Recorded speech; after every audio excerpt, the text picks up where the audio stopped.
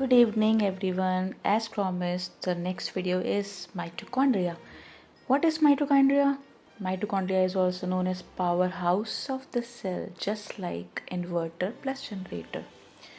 कैसे आइए समझते हैं. Basically, it's a cell organelle present in plant cell as well as animal cell. But अगर कंपैरिजन करें तो प्लांट सेल में कम और माइटोकॉन्ड्रिया में ज़्यादा होता है. चलिए इसके स्ट्रक्चर की बात कर लेते हैं. आपको दिख ही रहा होगा, this is a double layered structure. ये आउटर मेम्ब्रेन है and this is the inner membrane, जो कि अंदर जाके इनफोल्डिंग्स बनाती है. ये ऐसे इनफोल्डिंग्स हैं. These foldings are called cristae. These foldings are called cristae. Cristae का काम ही होता है माइटोकॉन्ड्रिया के अंदर सरफेस एरिया को बढ़ाना, ताकि रेस्पिरेशन से एटीपी बन सके. अब what is ATP? ATP is called energy currency of the cell. Full form of ATP adenosine triphosphate. ठीक है. और जो लिक्विड है इनर मेम्ब्रेन के अंदर, this is called matrix. These are called cristae junctions. आपको इसके ऊपर छोटे छोटे पार्टिकल्स दिख रहे होंगे,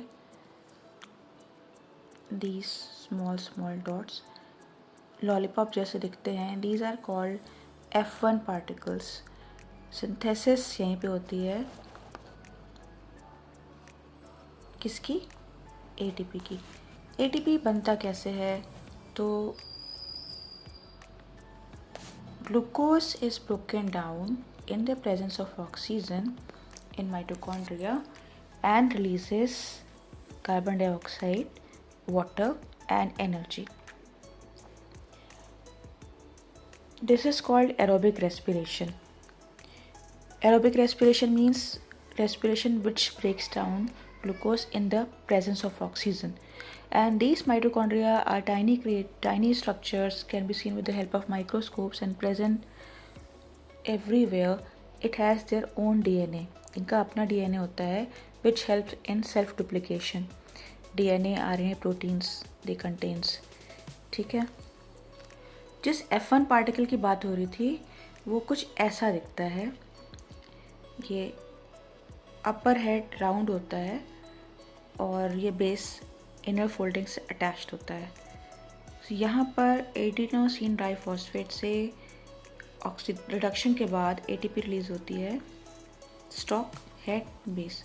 सो they increase surface area and they are also called oxysomes.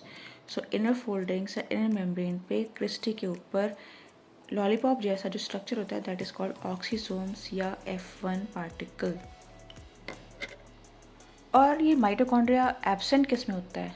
Well हमारी जो रेड ब्लड सेल्स हैं उसमें आरबीसी नहीं होता है. मैच्योर आरबीसी में माइटोकॉन्ड्रिया नहीं होता. अदरवाइज ये सारा ऑक्सीजन एब्जॉर्ब करके ग्लूकोज को ब्रेक कर देता है. और किस में नहीं होता? तो प्रोकैरियोटिक सेल्स में. अब प्रोकैरियोटिक सेल्स क्या होती हैं? Prokaryotic cells are called cell with primitive nucleus, जिसमें न्यूक्लियोइड होता है, not the well developed nucleus. So कैसा लगा इन्फॉर्मेशन अबाउट माइटोकॉन्ड्रिया? और हाँ, माइटोकॉन्ड्रिया को अगर हम ब्रेक करते हैं तो mito means thread, chondria means body.